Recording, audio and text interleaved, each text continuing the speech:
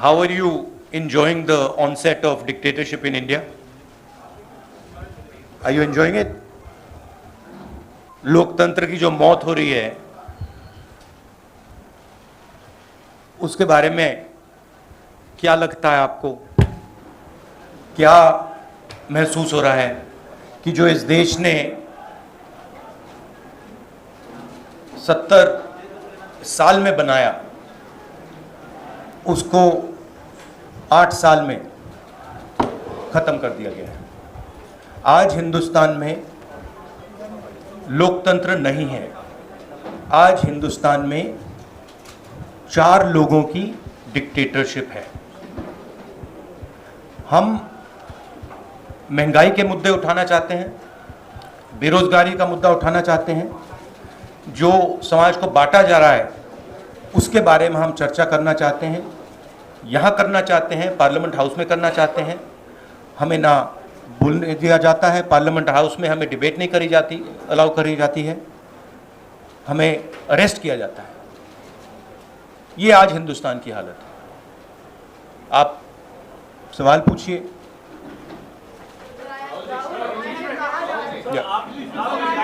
In English. Look, what we are witnessing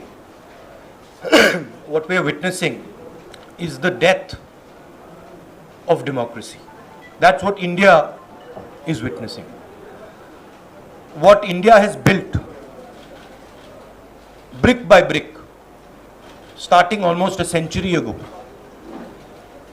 is basically being destroyed in front of your eyes. All of you know it. The whole of India knows it.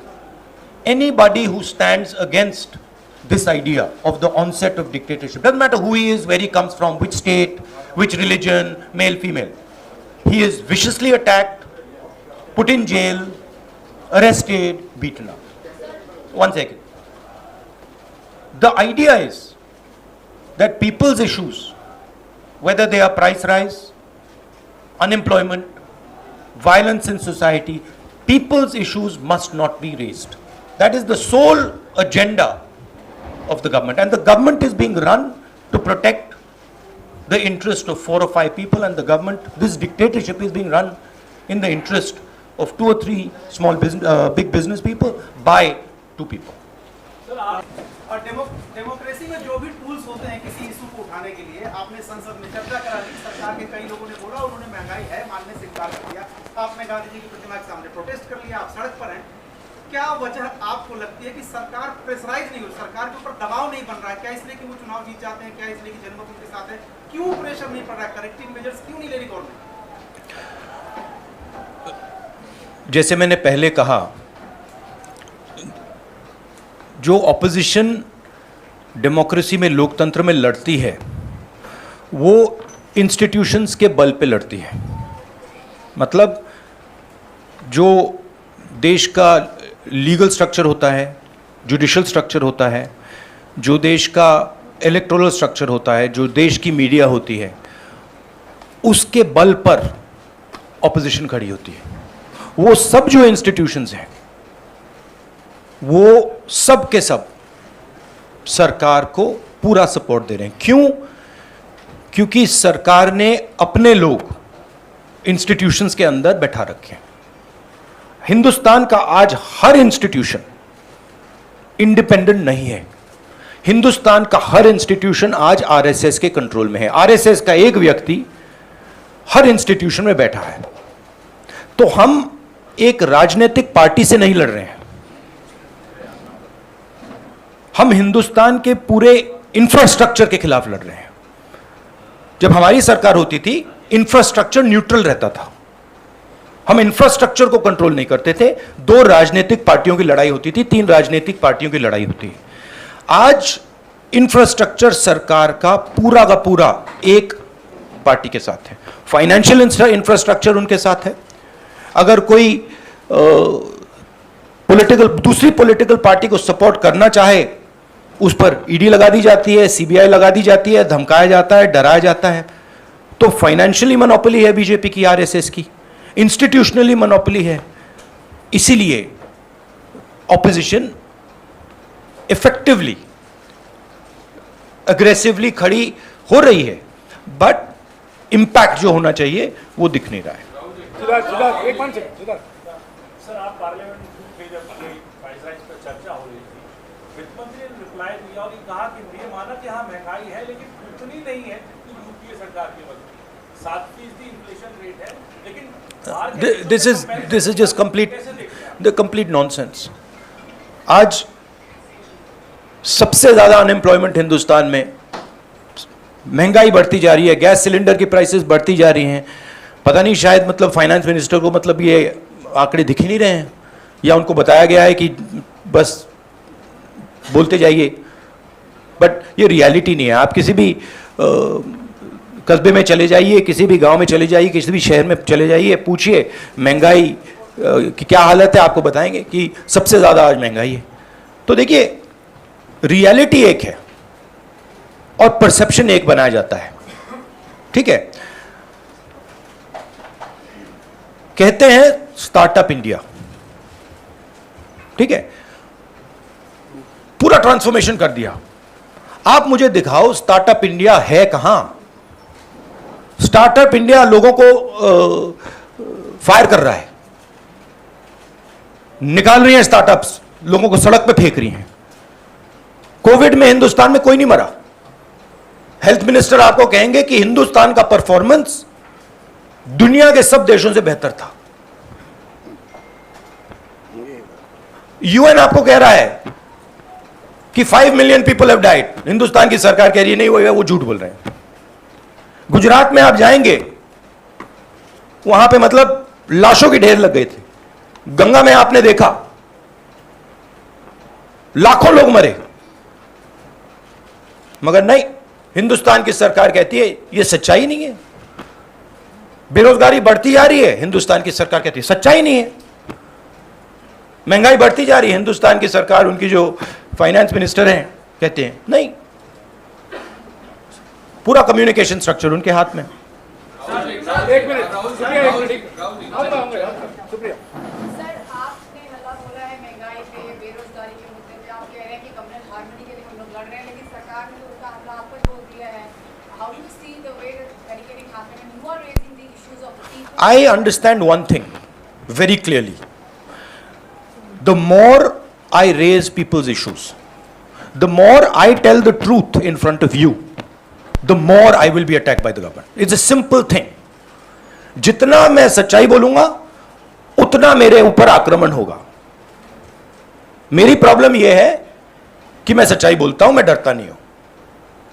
तो मैं अपना काम करूंगा, लोकतंत्र के लिए खड़े होने का काम करूंगा, महंगाई का मुद्दा उठाने का काम करूंगा, बेरोजगारी का मुद्दा उठाने का काम करूंगा, और मेरे ऊपर और आक्रमण होंगे। यह सच्चाई है। राहुल जी, आपने कहा कि और जो धमकाता है वो डरता है। ये बात आप समझ लीजिए, जो डरता है वो धमकाता है। सर, आपने कहा किससे डरते हैं? जो आज हिंदुस्तान की हालत है उससे डरते हैं। जो उन्होंने वायदे किए थे, जो उन्होंने पूरे नहीं किए, उससे डरते हैं। महंगाई से डरते हैं, बेरोजगारी से डरते हैं, जनता की जो शक्ति है उससे डरते हैं। क्यों डरते हैं? क्योंकि झूठ बोलते हैं। 24 घंटा ये लोग झूठ बोलते हैं। बेरोजगारी नहीं है, प्राइस राइज नहीं है, चाइना नहीं आया। एक मिनट, राजनीतिक दल को डराने की कोशिश सरकार के द्वारा होती है। वो डराने की कोशिश तो आपको, सोनिया जी को, कांग्रेस पार्टी को भी हो रही है। उस डर को किस तरीके से मुकाबला करेंगे? डर है ही नहीं, मुकाबला करने की क्या जरूरत है ही नहीं डर। किस चीज से डरना? डर नहीं। एक मिनट, मौसम मैं आ रहा हूँ। राहुल, ये लगातार कहा जा रहा है कि महंगाई बहाना है, दरअसल आप लोग का निशाना ईडी है। और दूसरा, एक तरफ जहां आप लोग बाहर सड़कों पर उतरे हुए, संसद के भीतर एक तस्वीर देखी गई जहां पर, जिसकी शिकायत भी आपने स्पीकर से की, सोनिया गांधी के साथ स्मृति ईरानी जिस तरह से पेश आई, उसको लेके आपने शिकायत की, तो उस पर आपकी क्या टिप्पणी है? क्या ये भी देखिए, एक बात मैं आपसे कहना चाहता हूं, मैंने पहले भी कह दिया। मैं इस बात को समझता हूं कि जितना भी मैं जनता की इश्यूज को उठाऊंगा, जितनी भी महंगाई की बात करूंगा, अनएम्प्लॉयमेंट की बात करूंगा, कम्युनल हार्मनी की बात करूंगा, उतना मेरे ऊपर आक्रमण होगा। और मुझे अच्छा लगता है क्योंकि मैं आक्रमण से सीखता हूं। तो जितना भी ये मेरे ऊपर आक्रमण करेंगे, मुझे फायदा होता है। I get great Joy when my political opponents attack me. They are not able to understand this. I get great happiness. अंदर से मुझे बहुत खुशी होती है। क्यों? क्योंकि मुझे अपने जो आइडियाज हैं, अपनी जो सोच है, अपनी जो विचारधारा है, वो और समझ आती है। मुझे बैटलफील्ड जो है वो और समझ आती है।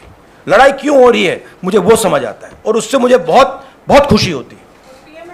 एक मिनट। आप एक काम कीजिए, अगर आपको मौका मिले, जो ईडी ऑफिसर्स ने मुझे इंटेरोगेट किया उनसे आप जाके बात कीजिए, वो आपको बता देंगे क्या हुआ उस कमरे में। No supplement. Minus news agency से मेरा सवाल है कि आखिर क्या मजबूरियां कांग्रेस पार्टी के सामने है कि आपको हर चीज पर साबित करना पड़ रहा है, चाहे वो झंडे को लेकर हो, महंगाई को लेकर हो, या कोई भी अन्य मुद्दा हो। कांग्रेस पार्टी जनता के सामने ऐसा क्या मजबूरियां? कांग्रेस पार्टी को नहीं, हिंदुस्तान में कोई भी व्यक्ति किसी भी पार्टी का, non political, political, film star, कोई भी अगर सरकार के खिलाफ कुछ बोलता है, उस पे हिंदुस्तान के सारे इंस्टीट्यूशन का वजन पड़ जाता है। यह कांग्रेस पार्टी की बात नहीं है। मैंने जो यहां शुरुआत की, और देश को शायद यह समझ नहीं आ रही है और आएगी बात, लोकतंत्र आज हिंदुस्तान में नहीं है, खत्म हो गया है। Democracy is now a memory in India, it is nothing more, and there are consequences to this. You will see there are going to be devastating consequences to this, because the people of India are not just going to keep quiet. Rahul ji, Mausami ने जो सवाल पूछा था, पहला सवाल वही मैं दोहराना चाहता हूँ। आपके पॉलिटिकल ओपोनेंट्स मेनली नए सवाल पूछे। मल्टीपल बीजेपी लीडर्स का सच में उसका जवाब नहीं आया था सर। किसका नहीं जवाब है? मल्टीपल बीजेपी लीडर्स का आरोप है कि महंगाई सिर्फ बहाना है, क्योंकि आपसे और मिसेस गांधी से ईडी क्वेश्चनिंग कर ली, इसलिए आप लोग इतना बड़ा हुआ है। नहीं, question all you want, question all you want, right? There is absolutely nothing there, everybody knows it, so question all you want. My job is to resist the idea of the RSS.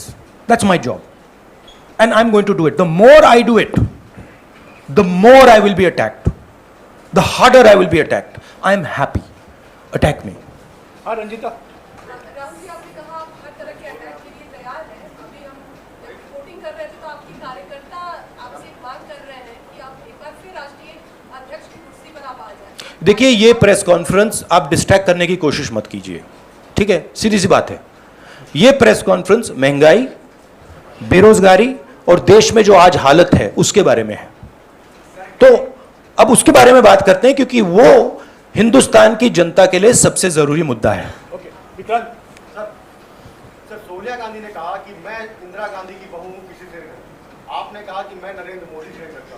तो क्या नरेंद्र मोदी आप लोगों को डरा रहे हैं? कोई तरीका आपको लगता है? मैंने आपको बोला डर नहीं है। सर, अगर आप क्या डरा रहे हैं तो वो डराने की कोशिश करें, करते जाएंगे, कोई फर्क नहीं पड़ता। एक मिनट, एक व्यक्ति सवाल पूछेंगे प्लीज। नहीं, देखिए, ये एक बात समझिए, ये गांधी परिवार पे अटैक क्यों करते हैं? ये गांधी परिवार पे इसलिए अटैक करते हैं क्योंकि हम एक विचारधारा के लिए लड़ते हैं, और हमारे जैसे देश में करोड़ों लोग हैं। हम लोकतंत्र के लिए लड़ते हैं, हम कम्युनल हार्मनी के लिए लड़ते हैं, और सालों से लड़ रहे हैं। यह सिर्फ मैंने नहीं किया, सालों से हो रहा है। जान दी है मेरे परिवार ने। यह हमारी जिम्मेदारी है, रिस्पॉन्सिबिलिटी है, जो भी आप कहना चाहो, क्योंकि हम इन विचारधाराओं के लिए लड़ते हैं। जब हिंदुस्तान को बांटा जाता है, हिंदू मुसलमान को लड़ाया जाता है, हमें दर्द होता है। जब किसी को दलित कह के मारा जाता है, पीटा जाता है, हमें दर्द होता है। जब किसी महिला को पीटा जाता है, हमें दर्द होता है, इसीलिए हम लड़ते हैं।